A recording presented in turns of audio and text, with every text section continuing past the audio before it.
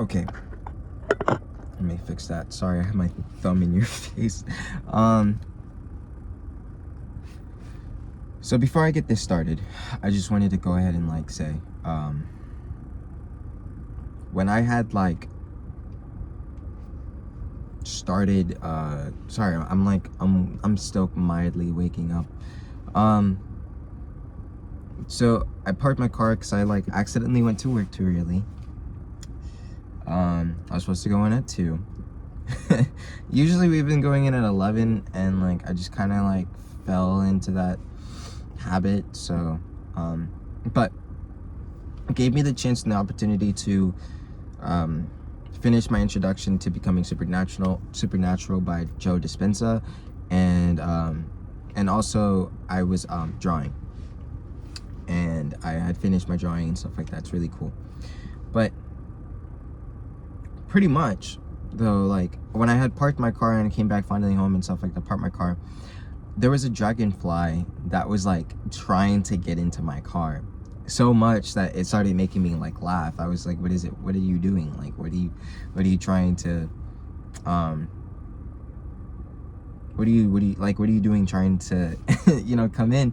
But I looked up what like dragonflies means, because like always good to contemplate on the natural signs that you receive in life. And it means like your higher self, like adapt, change, positive, good things. So good things are coming. And how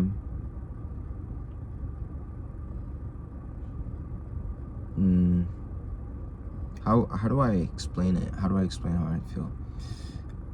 I feel very blessed because I feel very like now it's a deeper time into getting to know myself on a deeper level, on a deeper scale. I feel more conscious in my own like body, in my own mind, in my own self, like living and stuff like that. And I see myself in a higher light.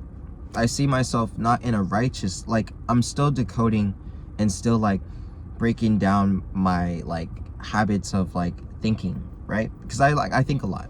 I'm one of those people that like thinks a lot, and as you can fucking tell from these videos, but like I think a lot, and it's a gift and a curse, but I'm learning how to utilize it the best way that I can and help others with it as much as I'm like helping myself.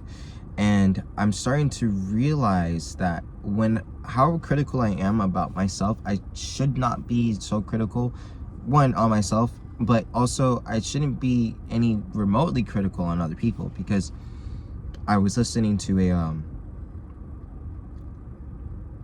podcast this morning, and it was speaking about how like people are trees, and you don't look at a tree and say like, oh, this tree needs to look like this.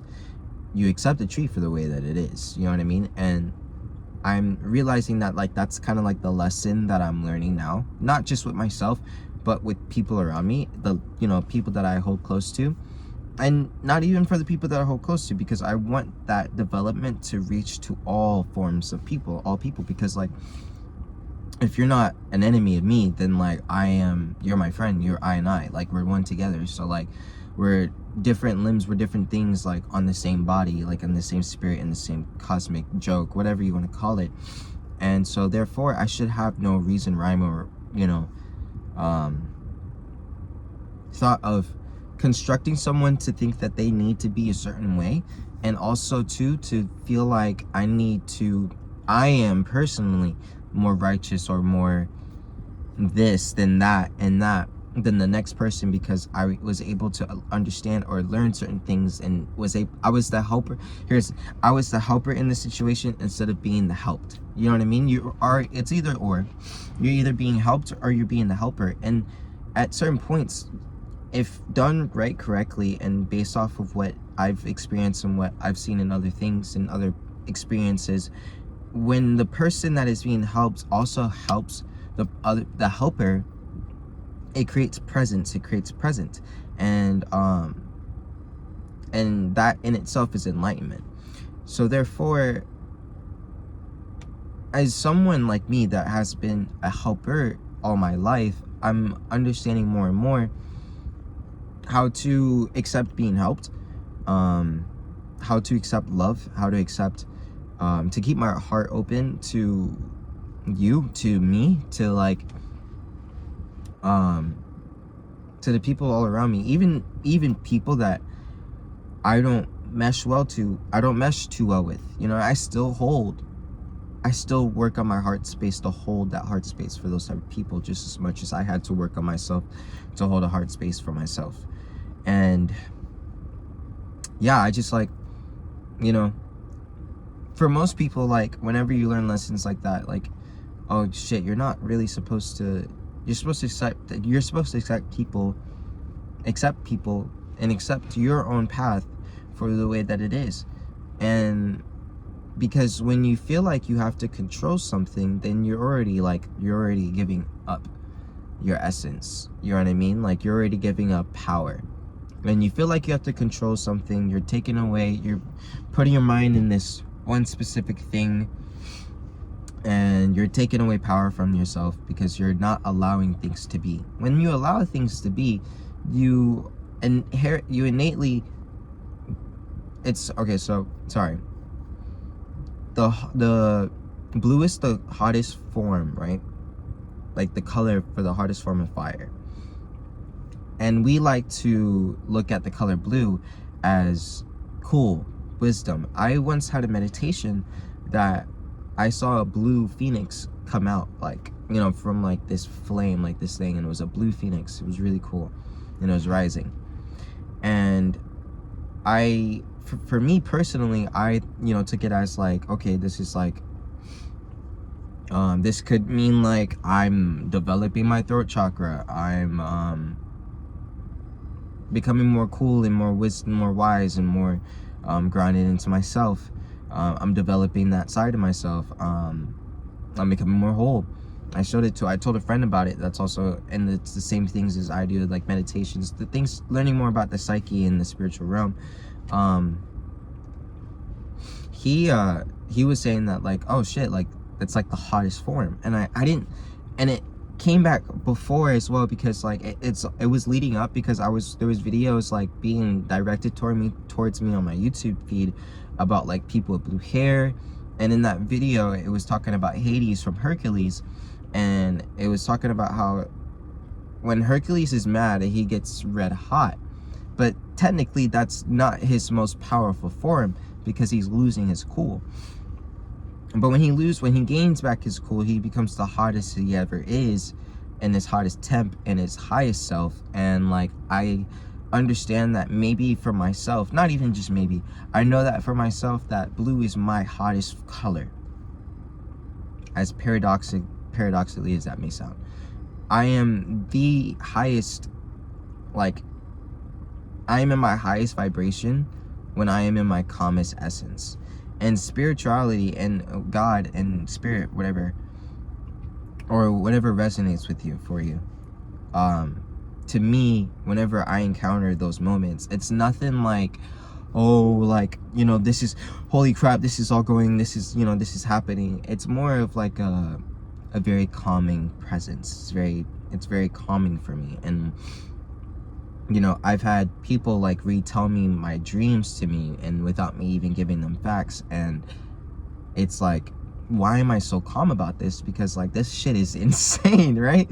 But at the same time, that's me, my spirit. I know, right? This, in a way, it's my spirit being like, yeah, this is home. This isn't something to be afraid of. This is familiar. This is calming. This is presence. This is the very thing that like, that you are from, right? It's home. And like, this is how you feel like throughout all the bullshit, without the analytical mind, without all this, that center presence. That's where you lie. That's where you are. That's everything. That's your essence. And that's my essence, at least for me, right? And I'm a deeply psychic person, apparently. not even apparently. And so like in my own ways, and I'm still like learning how to develop my psychic abilities, and you know, also just about like developing who I am and myself and stuff like that. Just finding who I am, finding who, but also decoding the idea that I need to be somebody. You know what I mean? Like really just like saying goodbye to that, right? Because like when I get so stuck into the idea of like I need to be someone or be this or do this and do that, then I get so caught up in the constructs of what other people's ideas of what life is, to the point where I don't even get to experience my own idea and like my own like, hey, this is what I think life is. You know, I think this is what I'm experiencing in life. This is what love is. This is the type of love that I'm experiencing. And like I'm diligently digging more and more to find out more of my truth into the love of life and love in itself and the essence of it all. And I'm figuring out more and more, like, you know, I'm only, like I said, bro, like I'm only 22, so this whole idea could change in this blink of an eye. But at least right now, because that's where I am, I can confidently say that I've found, I don't want to, I guess you could say created, because like, you know, co-creation, but I also I'm finding myself, yo, and that shit is empowering, because the less and less I feel less controlled about worldly things. Wow, bro, isn't that really cool? This is coming from a guy that used to, one, like, trigger warning, like I've admitted myself to the hospital, you know what I mean? Like, so like I've been there. And then I've also this is coming from a guy that's like been so ego driven to accomplish worldly dreams and accomplish worldly things, just to come back to my spirit, bro. Just to come back and be like, wait, hold on, I don't need any of that shit. And yet I'm being blessed with so much abundance in life right now. And I understand that simply from me accepting, acknowledging, and loving the circumstances that are brought up to me. And the God is like, holy shit, I'm so thankful for this tiny little human. You know what I mean? Like, to appreciate this vastness, that I'm so grateful that my creation is very glad to be created, to live, to embrace my creation. Imagine, because like I'm an artist, like, and I'm an artist through and through. I'm a creative through and through. You know what I mean? I'm a chef by day. I don't even like saying that. You know what I mean? It just feels weird. I'm a creative person. I'm an artist. You know what I mean? I dabble. I have so many different mediums, so many outlets for my creativity. You know what I mean? I'm a walking embodiment of creativity. So anything that I touch, or anything that I look into, anything that I want it to be creative. I want it to be self-expressive. And that's led me into certain rooms and opportunities that I never thought, that like, yo, what the fuck? Like, holy shit, I'm good at doing this. This is really cool. Like, and then like, holy shit, like, what's this? Like, I didn't know that I could do that, or I didn't know that this even existed. Oh wow, like I could see it from this perspective. Okay, what else could I do? I'm at that point in myself, in my life. At this point, it's like, what else can I do? And it's exciting, because it's like, okay, cool, like I understand that I can make music. I understand my way of making music. I understand, like, I can always develop my artist, my artist, you know, my inner artist in all ways, myself in all ways, forever in life, right? Because the standards that I have isn't your standards. It's not fucking the Grammy standards. It's my standards. And at the end of the day, no matter what you or anyone else fucking thinks, like, if I'm very proud of whatever I'm doing, or whatever project that I'm doing, shit, even these conversations now, and these videos haven't even been reaching fucking 10 views, but every time I finish these videos, I always feel this sense of like, yes, that's it. That's all I fucking need. And because, sorry for the profanity, but like, it's out of passion, it's out of love. But it's all I need, because like, I'm starting to understand that like, worldly material things are so faulty, bro. And it only becomes a certain essence when you start to have genuine appreciation and love for that shit. Like, genuine appreciation and love. You know what I'm saying? Like, you cannot expect yourself to genuinely like embrace the things that you want in life if you can't even enjoy the little things. Like, enjoy the little things.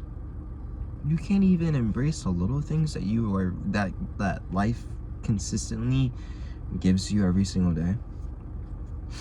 What makes you think that once you start receiving the life that you think you want? Because that's the thing, like, I lived in this apartment that was super, super nice, and I manifested that apartment, and to realize that I hated it. You know what I mean? Like, I was surrounded by buildings, no outlets, and in the middle of downtown, and I'm a nature person, and I figured out in that moment that I'm a deeply nature person. I always have been, I've always known, but in that moment, it was like very clear to me, because I was always finding escapes to get into nature, that I'm just a very nature person. And now I live in a place where it's quiet.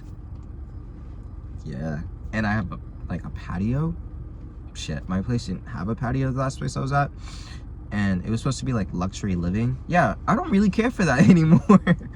Dude, as long as like my place like has a nice ass window space, view, quiet, you know what I mean? And I have my all utilities and whatever. Dude, I can make a house a home real quick, because I've made this body, mind, and everything, I've worked so hard to make it a home in itself. So naturally, everything that I go to now, that I resonate with, will be home. And I think that's a realization that I just made. Thank you. Because I'm always looking for home. I'm always looking for a place to call home. Yo, all my life, I've been always looking for a place to call home. All my life, I've always been looking for that clique, you know, those people to say that, you know, that's my gang. You know what I mean? Like, oh, those are my people. I'm starting to realize that needing people is a fault. It's faulty, not because of ego, not because of I don't need anyone. It's faulty because it's taking away the essence that I am the only person that I need. Truly, the love. You know what I mean? Like, if I can't love myself, and if I can't even be open enough to my own heart, then I will not be available.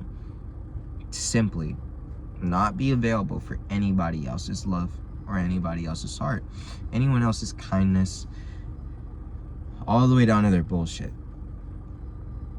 And even down to my bullshit. And so, like, with that, like, I'm just falling more and more in love with life. Pain that I go through, you know what I'm saying? Like, pain that, you know, when a good thing goes bad, it's not, you know what I mean? Like, I'm starting to realize that it's not, like what Jake said, you know what I mean? It's not the end of the world. It's just the end of a world. And the end of a world is a perception. It's just perception, that's all. It ain't gonna hurt. And it's maybe for a little bit. Maybe as long as it needs to. Maybe as long as you need it to hurt. Maybe as long as you need to feel that shit. But once you start to realize, like, okay, this is what I learned from it, then it's gone. Isn't that crazy? Like, it's like once you learn the lesson in the universe, once your spirit, once you like click. Because don't get me wrong, it will come back. Like, there will be times where, like, you know, those old feelings, those old programs, those negative thoughts, whatever you want to call them, like, they're gonna come back. But, big but, humongous. It's just a check. It's just like say like, hey, you are still a human. You are a duality. You are a piano full of black and white keys, and at times, man, you're gonna fat finger. Accidentally press a black key, accidentally white key, but then it leads to like it. The cool thing about that shit, mistakes, it forces you to pause, and I think that is also another blessing in like failures and mistakes and shit like that, because it forces you to pause, it forces you to stop, and then it forces you to reflect, and it forces you to find the answers. Whoa.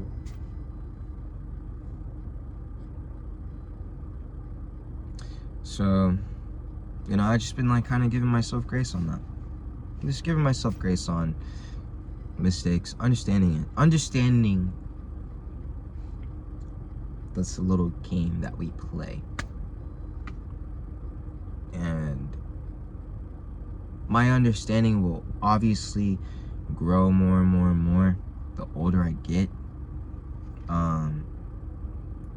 But I have to understand that, as much as some people don't want to say it, bro, like, I have no idea how long I'll live. You know what I mean? Most people will be like, oh, you're gonna live till it. Don't even fucking worry about it. And I'm not. No, I'm just kidding. No, but seriously though, I'm not.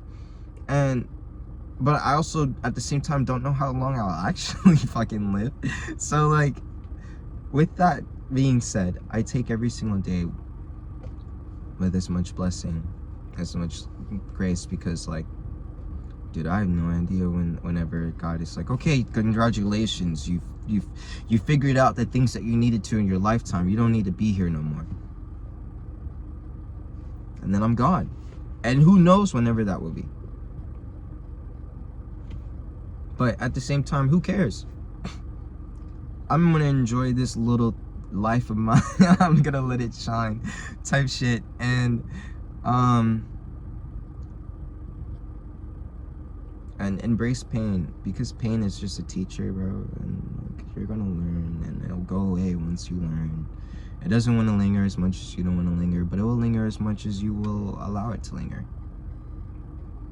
Here, get comfy. Here's some blankets. I got some pillows, some popcorn. What type of movie you want to watch? That's how we treat pain until you're like, I kind of want to go to, so when it comes down to like visitors and like people coming over and shit like that, I don't mind. But I am a person that values my sleep. My spirit animal is the Snorlax. Like the Pokemon.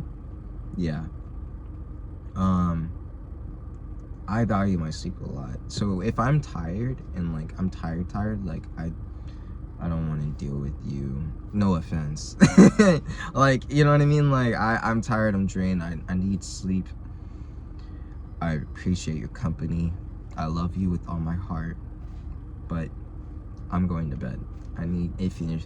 And like usually that means like you have to go home. So like with that being said, like with pain you get tired and you're like, I'm fucking tired. I'm going to bed. I'm getting the rest that I need, and then I'm gonna wake up rejuvenated, because throughout that rest I learned, contemplated, understood, and then now the pain is gone. Who would have thought? So I don't know, that's just something that I've just been thinking about. Yes, I am working on, but yes, I will be drilling and reprogramming my mind to treat everyone like a piece of a bonsai tree. Piece of whatever tree. Or whatever. You know what I mean? And like, with that being said, I also am a piece of that tree. To what? Like, whatever that tree is. Some people say source, some people say God, some people say Allah. It's all the one, and therefore I'm in it. You know what I mean? I'm here. I'm gonna do my thing. I'm gonna do my part. I'm not gonna get angry. I'm gonna get angry. I'm not gonna get upset. I'm going to get upset. But I'm still gonna get through it. And I'm still gonna do my part. I'm still gonna learn the lessons that I wanna learn. So, and I feel like when it comes down to it, our generation or certain people, they tell you like, oh, fuck it, you know what I mean? Like, you shouldn't treat or deal with certain things, and to a certain extent that is true. But when you understand your own life, and you understand, when you see the things, the people, the life, the challenges that are teaching you, don't run away from it. Because if you decided to, and this has happened, the cycle will repeat until you fucking break it, man. Don't run off to anything. I'm talking like relationship, I'm talking about career, I'm talking about yourself, whatever it may be. Do not run from it. When you start to realize the patterns, face it, and then allow it to teach you, allow it to grow. You want to grow, right? At least I hope. If you're watching this, you want to grow.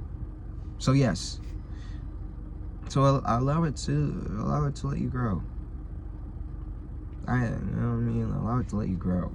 One of these days, I'm gonna like eventually get a passport and fly out to China and do like and become like learn karate and be like to do monk stuff, simply because it looks mad difficult. It looks painful, and I know that sounds very like masochist. Is that I think that's what it is.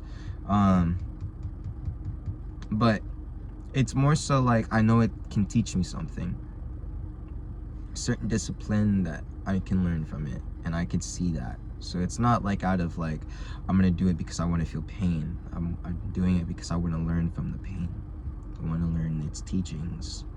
So when you start to flip your ideas on pain like that, then, because it only really starts to become painful whenever you avoid it.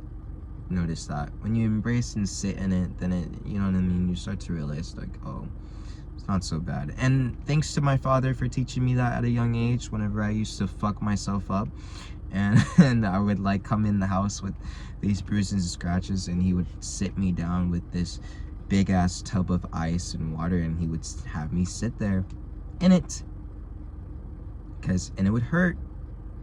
It would hurt because I was trying to avoid it. But the moment I surrendered, the moment I gave in, the moment I let it do its thing, the faster it became, the faster when it healed, right? Because it worked, because I allowed it to work. And the less I started to feel from it, the less I started holding like this grudge against, you know what I mean? Like, not just like, I never had a grudge against my father because I knew that he was helping me heal. But man, did I not want to be in that ice bath. Like, that sucked. But he knew I was strong enough for it, and he sat there with me through it. So obviously that helped out a lot. And even when you're going through like stuff, when you seem like you're going through stuff alone, just know that you're not alone. Even when I'm having this conversation with you right now, or myself, and there's no one else in the car, I know that there's something, there's a spirit, I know I'm not alone having this conversation with you, with me, whatever.